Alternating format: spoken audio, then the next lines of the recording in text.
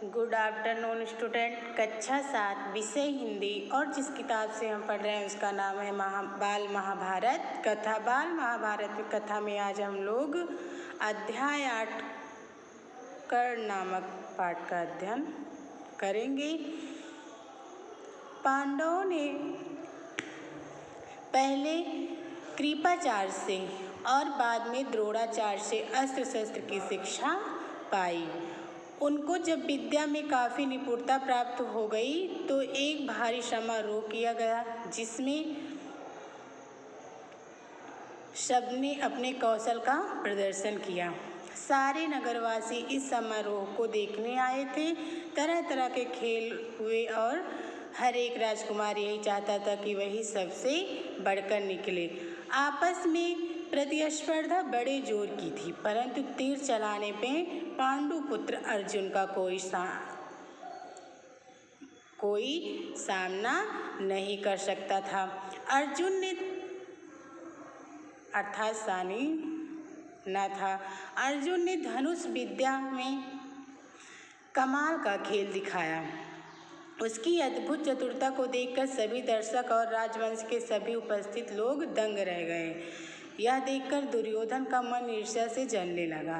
तभी खेल हो ही रहा था कि इतने में रंगभूमि के द्वार पर खम ठोकते हुए एक रोवीला और तेजस्वी युवक मस्तानी चाल से आकर अर्जुन के सामने खड़ा हो गया। यह युवक और कोई नहीं, अधिरथ द्वारा पोषित कुंती पुत्र कर्ण ही था। लेकिन उसके कुंती पुत्र होने की बात किसी को मालूम न थी। आगे देखेंगे। रंगभूमि में आते ही उसने अर्जुन को ललकारा। अर्जुन, जो भी कर्तव्य तुमने यहाँ दिखाए हैं उनसे बढ़कर कौशल मैं दिखा सकता हूँ। क्या तुम इसके लिए तैयार हो?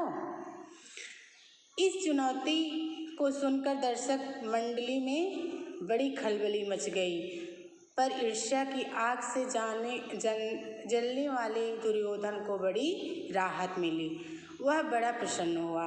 उसने तपाक से कर्ण का स्वागत किया और उसे छाती से लगाकर बोला, कहो कर्ण, कैसे आए?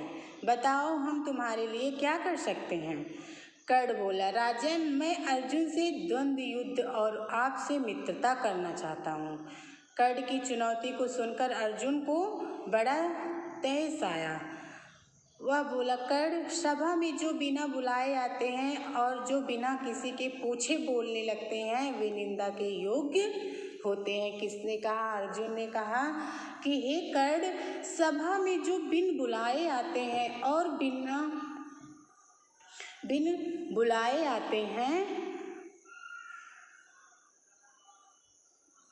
वो निंदा के पात्र होते हैं और किसी से पूछे बिना बोलने लगते हैं। यह सुनकर कर्ण ने कहा, अर्जुन, यह उत्सव केवल तुम्हारे लिए ही नहीं मनाया जा रहा है। सभी प्रजाजन इसमें भाग लेने का अधिकार रखते हैं। व्यर्थ डींगे मारने से फायदा क्या? चलो तीरों से बात कर लें।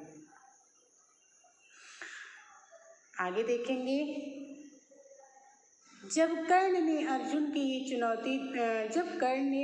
को ये चुनौती दी तो दर्शकों ने तालियां बजाई। उनके दो दल बन गए।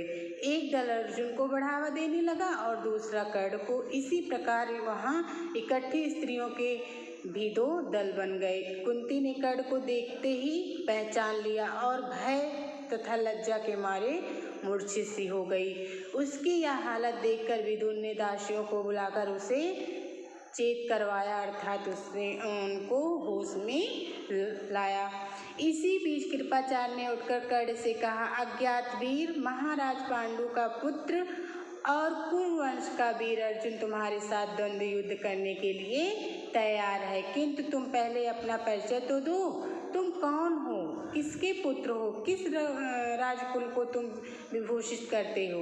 द्वंद्व युद्ध बराबर वालों में ही होता है। कुल का परिचय पाए बगैर राजकुमार कभी द्वंद्व करने को तैयार नहीं होते। कृपाचार्य की यह बात सुनकर कर्ण का सिर झुक गया। आज यहीं तक बच्चों, शेष अगले दिन। Thank you.